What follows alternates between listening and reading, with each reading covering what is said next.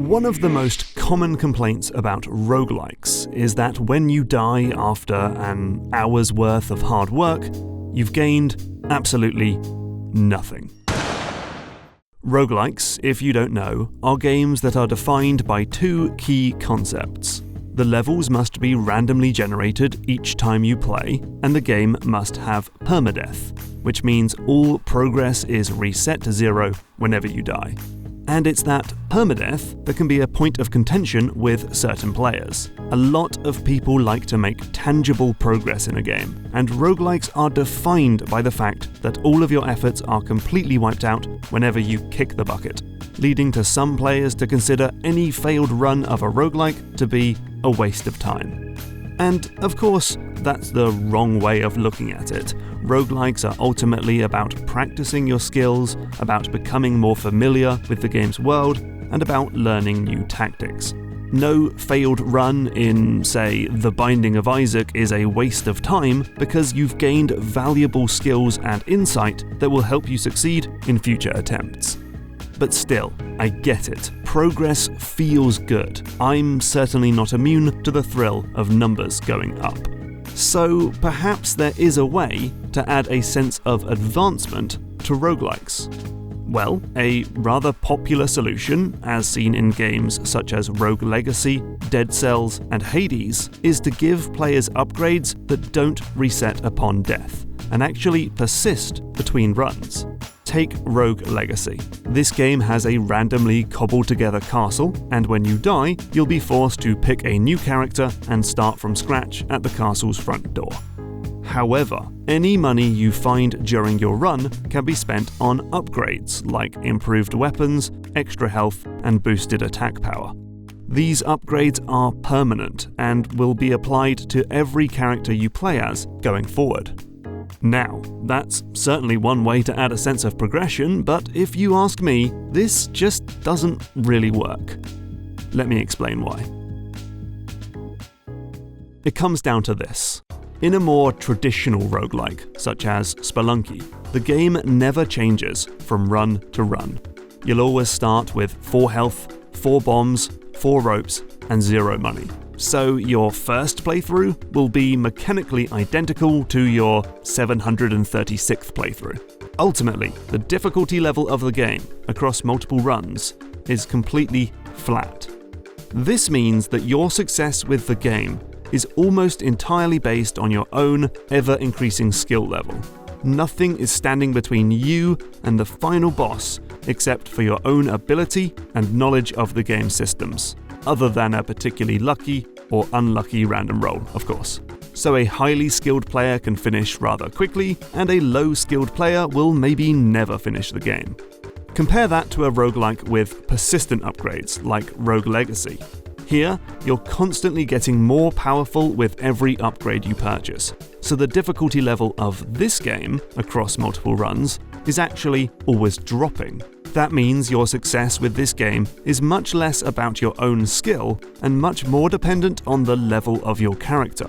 Rogue Legacy is incredibly hard to finish at the beginning because a level 0 character is too weak to face most enemies.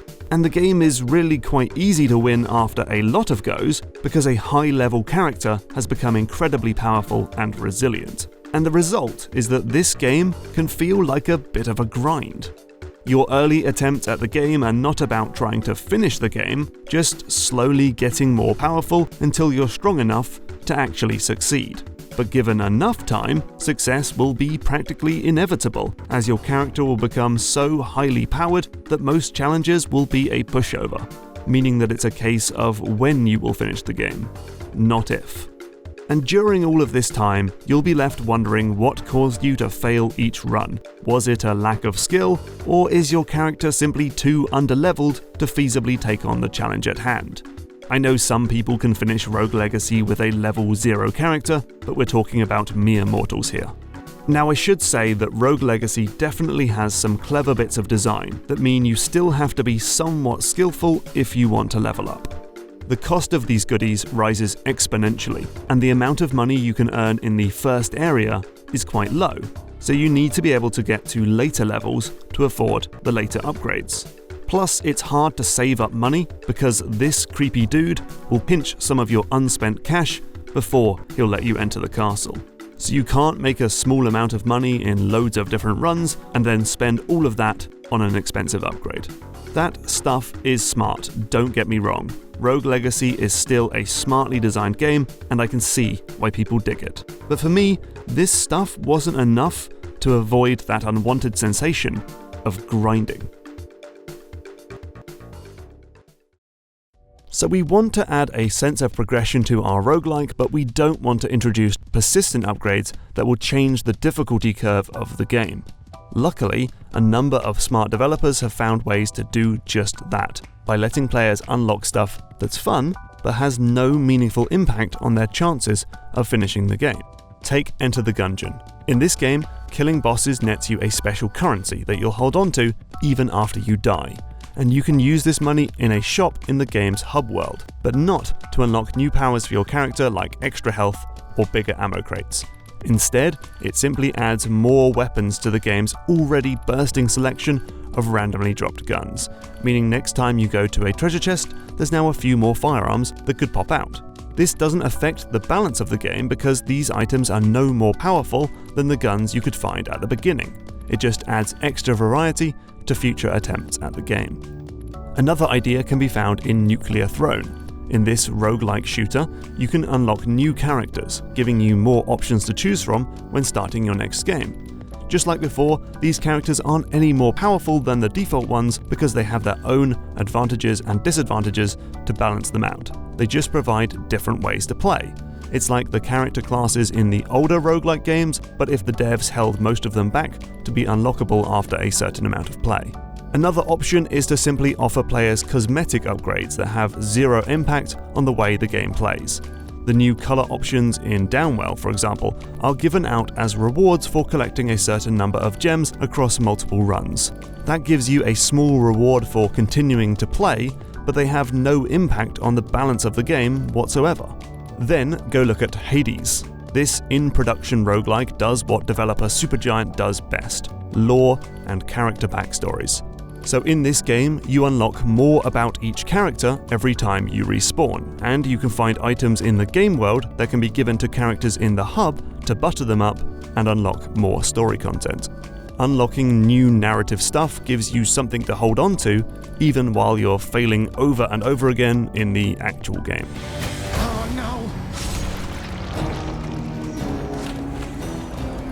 Then there are upgrades that sort of affect difficulty, but not completely. One of which is shortcuts, as seen in Spelunky. Here, if you do some chores for the Tunnel Man, you can create a new door in the hub world and start your adventure in, say, the jungle, skipping the first 4 rooms in the mines entirely. This arguably does make it easier to get through the game, but seasoned Spelunky players will know that by foregoing the money, items and health power-ups in the earlier rooms, you'll actually be making your life much harder in the final stages. It quickly becomes apparent that these shortcuts are more for practice than actually progressing through the game. Plus, your time won't show up on the leaderboard if you use shortcuts. Oh, and then there's the game's true ending, where you descend into hell. This requires you to find a series of items that are hidden in every area, meaning that if you use a shortcut to skip an early part of the game, you won't be able to get all of the stuff you need to unlock the secret entrance to the underworld. And then finally, there are upgrades that will carry over into the next run, but don't stick around permanently. In the tiny tactics game Into the Breach, you can keep one leveled up soldier after death, who can then be used during your next attempt. But because these characters don't stick around forever, it's not making a persistent change to the game's difficulty. It simply gives you a good reason to have one more go. So here's the thing. A good roguelike is the ultimate test of a player's skill. The random levels mean you can't rely on memorizing level layouts, and permadeath means you can't rely on accumulating power over time.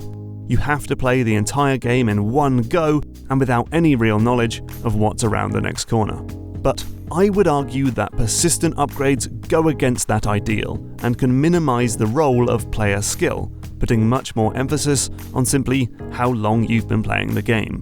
For some, that slow accumulation of power is enjoyable. If you ask me, it's just a big old grind. However, the ideas I've shared in this video hopefully show there are lots of ways to introduce a sense of progression to roguelike games without needing to spoil the careful balance at the very heart of this popular genre. Well, time to go get killed again. Now, this is ultimately just my opinion, so let me know your thoughts. Should roguelikes have persistent upgrades? Should they have any sense of progression at all? Is a roguelike even a roguelike if it's not tile-based, drawn in ASCII art, and developed for Unix-based mainframe systems? Please sound off in the comments below.